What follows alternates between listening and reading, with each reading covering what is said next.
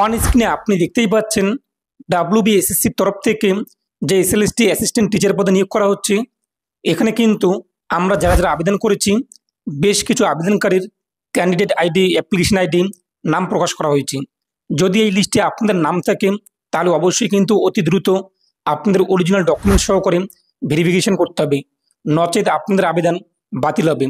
তো দেখে নিচ্ছি আজকের ভিডিওতে ডাব্লিউবিএসএসসির তরফ থেকে এই যে লিস্ট প্রকাশিত করা হয়েছে, আপনাদের নাম রয়েছে কিনা, কীভাবে ডাউনলোড করবেন, কীভাবে খুঁজে বের করবেন, সমস্ত কিছু।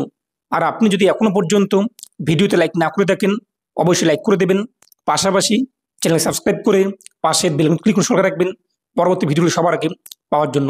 অন স্ক্রিনে দেখতেই পাচ্ছেন West Bengal central school service কমিশনের তরফ থেকে নোটিশ দেওয়া হয়েছে, যেখানে বলা হয়েছে কিন্তু অনেক প্রার্থী রয়েছে আবেদনকারী যাদের আবেদন রিজেক্ট করা হয়েছে multiple application for the same class level. একই ক্লাস লেভেলে তারা মাল্টিপল অ্যাপ্লাই করেছে, অর্থাৎ ক্লাস 9-10, ধরুন ক্লাস 9-10-এ কোনো আবেদনকারী বাংলাতে অ্যাপ্লাই করেছে, আবার ক্লাস 9-10-এ সে আবার ইংরেজিতে অ্যাপ্লাই করেছে।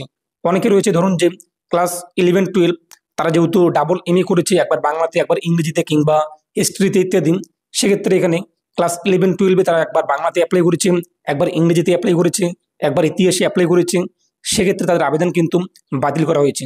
এসএসসির তরফ থেকে নোটিশ প্রকাশ করে বারংবার জানিয়ে দেওয়া হয়েছিল সেম ক্লাস লেভেলে একবারই অ্যাপ্লাই করতে পারবেন, তবে আপনি ক্লাস 9-10, ক্লাস 11-12 এখানে একবার অ্যাপ্লাই করুন, কোনো সমস্যা নেই।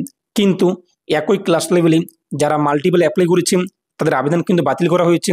তবে তাদের জন্য এক সুবর্ণ সুযোগ, এসএসসির তরফ থেকে নোটিশ প্রকাশ করে জানিয়ে দেওয়া হয়েছে 4/8/2025 অর্থাৎ আগামীকাল 4/8/2025 সকাল 11টার দিকে এই যে অ্যাড্রেস দেখতেই পাচ্ছেন এই অ্যাড্রেসে যেতে হবে তাদের আবেদনের যে রিসিপ্ট কপি, এর পাশাপাশি সমস্ত অরিজিনাল ডকুমেন্টস এবং জেরক্স সহকারে এই যে অ্যাড্রেস দেখতেই পাচ্ছেন এই অ্যাড্রেসে যেতে হবে, তাহলে তাদের আবেদনটিকে অ্যাপ্রুভ করা হবে। তো এই যে অ্যাড্রেসটি দেখতেই পাচ্ছেন এই অ্যাড্রেসে কিন্তু যেতে হবে 4/8/2025 সকাল 11টার দিকে।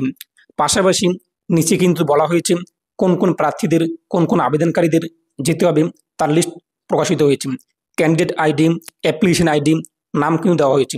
তো আপনি দেখে নিন যে আপনার নাম রয়েছে কিনা, এবং এই যে লিস্টটি আমি আপনার ভিডিওর ডিসক্রিপশনে প্রোভাইড করে দিয়েছি, ভিডিও ডিসক্রিপশনে যে লিঙ্ক রয়েছে সেখানে ক্লিক করুন, আপনারা সরাসরি এই নোটিশটি ডাউনলোড করতে পারবেন এবং দেখে নিতে পারবেন যে আপনাদের নাম রয়েছে কিনা। তো এই ছিল আজকের আপডেট। এ নিয়ে আপনার মতামত কী রয়েছে অবশ্যই কমেন্টে পেশ করবেন, আর অবশ্যই ভিডিওটি প্রত্যেককে শেয়ার করে জানিয়ে দেবেন। প্রত্যেকে ভালো থাকুন এবং সুস্থ থাকুন।